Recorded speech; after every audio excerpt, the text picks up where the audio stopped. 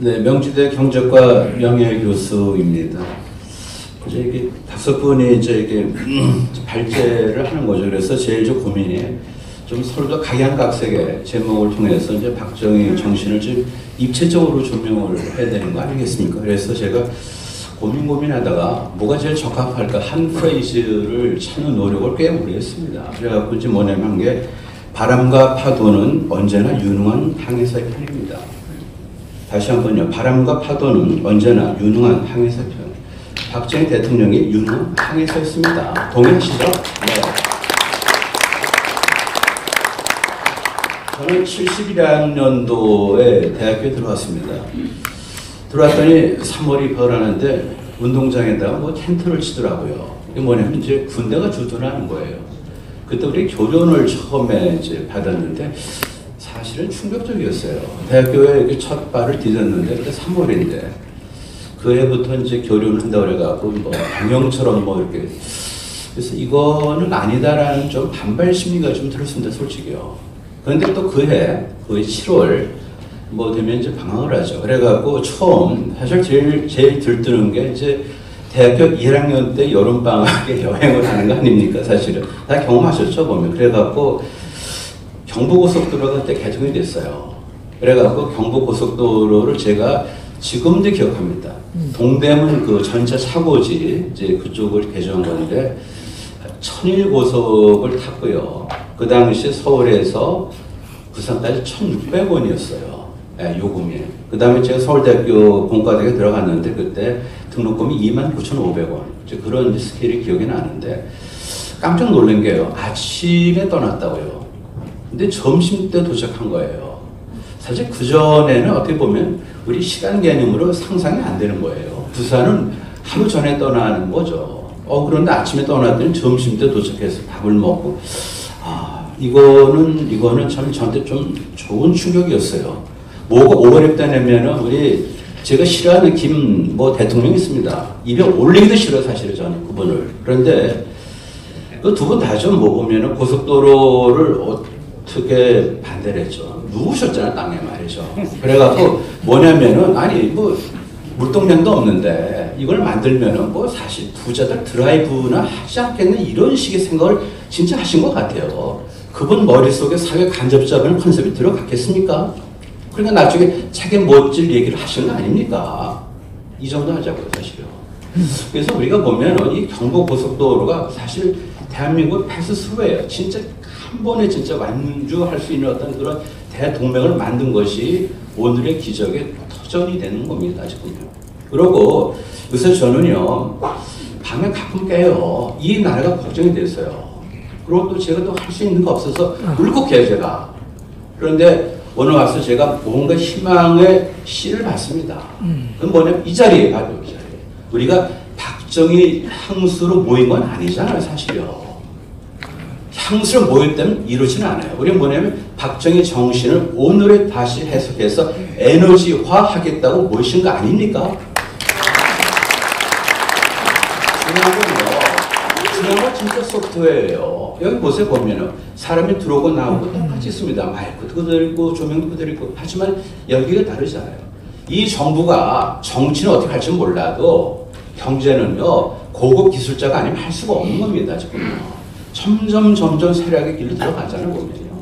제가 이해를 못 하겠는 게 말이죠. 이 정부 있는 사람은 전부 문예반 출신 같아요. 문예반 출신들. 예를 들어서 제가 지금 비판을 하는데 근거 없이 하지는 않습니다. 또 우리가 문재인 정부의 어떤 국정 철학을 스스로 얘기를 합니다. 뭐냐면 기회는 균등하고 과정은 공정하고 결과는 정의롭다. 그 얘기를 듣고 제가 깜짝 놀랐어요. 보세요, 지금요. 기회가 균등하고요. 과정이 공정하면 결과는 있는 그대로 받아들여야 되는 거 아닙니까, 사실요. 내가 채점을 탈 때 누구한테 편애를 하지 않고 제대로 채점했으면 너는 A고 너는 C가 돼야 되는 거 맞지 않습니까? 똑같이 B를 줘야 됩니까, 이게? 그건 아니잖아요, 사실요. 따라서 이 정부의 지적을 갖다 한마디로 스스로 낮춘 게 뭐냐면은 성립할 수 없는 그런 평등과 공정과 정의를 아무 때나 그러니까 문예반 출신이라는 얘기를 제가 하는 거 아니에요, 보면요. 문예반 출신도 아닌데 도대체 그렇게 낭만적으로 그건 아니죠. 세상에 어떻게 치타 그 부드러운 허리하고 그 무지막지한 코끼리 다리하고 독수리 날개를 결합할 수 있습니까? 그건 아니에요, 사실은. 만약 우리가 진짜 대통령께서 말이죠, 대조가 되는 게 있어요, 보면요. 이 정부는 뭐냐면 국민의 삶을 책임지겠다고 그래요. 근데 사실부터 생각해 보세요. 왜 책임집니까? 도대체. 뭔데 국가가. 내 삶은 내가 책임지는 거 맞지 않습니까? 박정희 대통령께서는 국민의 삶을 책임져 준다는 얘기를 안 하셨어요. 우리 다 같이 노력하면 가면을 벗을 수 있다라고 말씀하신 것이 그것이 질적인 차이입니다. 누가 누굴 책임집니까 도대체. 이런 문해가 주신 분이 도대체 뭡니까? 저는 걱정이 되는 게 뭐냐면 3만 불이 올라갔는데요. 이것이 유지가 됩니까? 반드시 그렇지는 않아요. 내려오는데 가속 페달을 밟을 수도 있을지 몰라요. 지금 많은 사람들이 지금 말이죠. 국가만 쳐다봐요 도대체. 국가만. 제가 좀 사실 좀 굉장히 화가 나는 게 보면은요. 지금 우리가 4차 혁명 시대, 그죠? 4차 산업혁명 시대인데 중요한 거는 인재를 길러야 되는 거죠. 그래서 뭐 스템에서 뭐 사이언스, 테크놀로지, 매스매틱스, 엔지니어링 그걸 융합을 그런 노력을 해요. 근데 우리나라 지금 교육부 장관은 처음에 들어와서 고교 무상 그것만 얘기를 하더라고요. 아니 도대체 스템, 사이언스, 테크놀로지, 매스매틱스, 엔지니어를 결합해서 미래를 대비하겠다는데 도대체 한 명도 안 되고 차질도 안 되는 사람 와서 결과한다는 게 고교 무상 교육 그게 말이 됩니까 그게? 너무 화가 나요. 화가 나. 유치원하고 씨름이라고 도대체 말이죠. 이게 뭡니까? 차라리 교육부 장관을 아웃소싱하면 좋을 것 같아요. 외국인으로서 대한민국을 객관적으로 보고 우리한테 필요한 걸 보충할 수 있는 능력을 가진 사람을 연봉 100만 번에 좀 차라리 공개 채용하시란 말이에요. 도대체 그 운동권에서 하지 말고.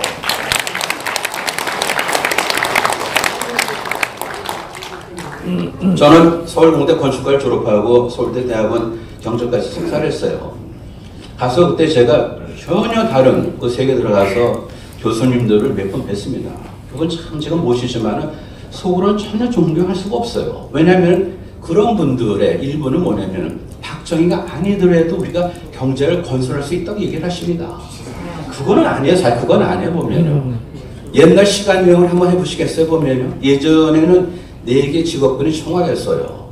정미소, 철물점, 또 뭡니까? 그런제 등등. 그야말로 농업시대 아닙니까? 만약에 그 당시에 박정희 대통령이 반한 사람들이, 그죠? 반대한 사람들이 원하는 대로 농업 위주의 산업 생산을 이어갔고요. 그 다음에 수출이 아니고 내수를 했다면 역시 정미소, 뭐 배상간, 그런 뭐 그런 고만고만한 그런 것들을 채워졌을 겁니다 싶으면 어떻게 포항제철이 있고 말이죠. 세계인의 손에도 핸드폰을 쥐어주고 대한민국을 알렸겠습니까? 보면 그런 면에서 볼 때는 박정희 대통령 혁명가예요. 제가 혁명은 맞는데 혁명가는 아무것도 아니고요. 의식혁명가예요. 의식혁명가. 어떻게 사람이 마음을 바꿉니까? 의식혁명가가 군사혁명가보다 훨씬 더 위대한 거죠. 예를 들어서 개인은요, 생각을 바꾸면 처신을 바꿀 수 있고 행동도 바꿔요. 하지만 사회적으로 모든 사람들의 행동이 어떻게 바뀝니까? 따라서 뭔가 충격이 필요한 거죠. 충격. 뭔가 사실 난 안 돼. 가난한 이유가 뭐냐면은 기본적으로 뭐죠? 가난한 이유가 뭡니까? 내가 가난할 수밖에 없다고 체념해서 가난한 거예요. 지금요. 그러니까 뭐예요? 우리가 가진 게 뭔가를 보자는 거죠. 아까 말씀하신 대로 바보들은 뭐냐면은 갖지 못한 거를 미련 가져요. 하지만은 의식혁명가 우리가 가진 게 뭔가를 찾는 노력을 합니다. 지금요. 가진 게 뭐죠? 없는 것을 가졌다. 우리는 맨손이지만은 뚜렷한 뭐죠? 자주의지가 있다고 생각한 겁니다. 맨손이지만 자주의지를 가졌다고 그걸 갖다 깨부쳐 준 거죠. 이것이 굉장히 진짜 우리한테 보면은 좀 고마운 그런 의식혁명가로 다가왔습니다. 또 하나 뭐냐면 제가 박정희 대통령이 평소에 좋고 싶지는 않을 겁니다. 그리고 결코 미화할 생각도 없어요. 경제학자로서 어떻게 그 당시에 그야말로 이거를 한강 기적을 갖다가 뭐 좀 경고 같습니다. 뭐 일본에 그래서 보면은 이런 거 같습니다. 하나만 제 얘기를 들을게요. 여기 이제 보면 과거에 이제 전태일 등등 나오죠 보면. 그러면요 그 당시에 전태일 한번 생각해 보세요. 저임하고 착취가 다르죠 보면요. 저임은 뭐냐? 그럴 수밖에 없는 거예요. 흔해 빠지니까 싼 거죠. 착취는 주지 않고 뺏는 거죠. 저임과 착취를 갖다가 혼돈한 겁니다. 우리가 가진 거는 뭐밖에 없어요. 노동밖에 없어요. 따라서 노동을 가지고 많이 쓰는 물건을 갖다 만들어서 팔면은 뭐죠? 노동을 수출하는 그런 거는 마찬가지예요. 따라서 그 흔해 빠진 노동이 점차 귀해지면서 전 세계 그렇게 얘기했던 뭐죠? 저임이 해소가 되는 겁니다. 착취가 아니죠. 이거를 생각해 보세요. 이거를요. 그리고 또 하나 이제 박근혜 대통령께서 뭐를 우리가 이제 놓치지 말아야 되냐면 위대한 전략가예요. 예컨대 세계 정세를 읽어내는 거 아닙니까? 아시다시피 보면은 이제 2차 대전 끝나고 나서 미국에서 뭐냐면은 아시아에 뭐죠? 방화벽을 쌓아야 되는 거죠. 소련하고 중국이 팽창하는 걸 막아야 되는 거죠. 따라서 그들을 컨테인먼트 봉사하려면은 이제 일본을 일으켜야 되는 거죠. 그러고 일본만 부족하니까 뭐죠? 한국을 뭐예요? 방화벽을 쌓는 거죠. 공산 중에 넘어오지 못하도록. 그렇기 때문에 미국 시장을 과감하게 내준 겁니다. 따라서 미국 시장을 갖다 뭐죠? 내줄 수밖에 없는 어떤 그런 전략적인 어떤 사고를 했기 때문에 수출 지향적인 그런 공업화를 간 겁니다. 지금요. 이게 우리 운이 좋아서 이미 선택을 해서 그런 게 아니죠. 제가 이제 저 교수님 정리 좀 그래서 중요한 질문이 지금 있기 때문에 네, 그래서 제가 제일 마지막에요 이렇게 하겠습니다. 그 44페이지에 세 줄만 읽겠습니다. 클로징 멘트로서 44페이지에요. 가진 것이 없어 가난할 수밖에 없다는 체념을 맨주먹과 몸을 가진 것을 축복으로 여기자고 설득한 것이 박정희 정신이다. 그는 국제 정세를 읽는 눈과 전략적 사고 그리고 자주 의지로 한국을 다시 창조했다. 세계는 이를 한강의 기적이라고 불렀다. 이겁니다, 사실. 전략적 사고, 자주 의지를 갖다가 깨우치는 어떤 그런, 그 다음에 세계 정세를 읽는 눈, 이것이 있으면 되는 거죠. 우리의 3만 불 장담 못합니다. 감사합니다. 조 교수님, 그 질문 하나만 드리겠습니다. 만약에 지금 대통령이 박정희라면 경제의 어떤 부분부터 어떻게 뜯어 고치실까요? 국가 의존을 하지 못하게 해야 돼요, 사실요. 국가가 아무것도 없죠. 사실 국가는 뭐 추상이죠. 정부가 대응을 하는 건데 국가는 무상 국가죠. 따라서 빗을 잘 불고 약간 처진 사람을 좀 격려하고 좀 쉬게 하고 다시 쉼터에서 쉰 다음에 운동장 불러들이는 역할을 하는 거죠. 내가 고용을 하겠다. 내가 복지를 펴겠다. 국가 무슨 돈이 있습니까? 남의 주머니 함부로 털지 마세요. 네. 차라리 이런 걸 세금 안 거도 가면은 그 돈이 내 주머니에 남고요. 나가 훨씬 더 나를 위해서 사회에서 잘 쓸 수 있습니다. 국가 돈은요 이미 그건 뭐예요? 낭비예요. 내 돈, 네 돈, 남의 돈. 이미 남의 돈 예산은 뭐죠? 낭비예요. 따라서 국가가 뭐죠? 국가가 자유로운 어떤 룰키퍼는 될지언정 그 촌스럽게 도대체 3만 불 소득에서 국민의 삶을 책임진다? 그런 게 취소하셔야 돼요. 국가 무슨 고용 줍니까 도대체? 그래서 문제는 날 강도입니다. 날 강도.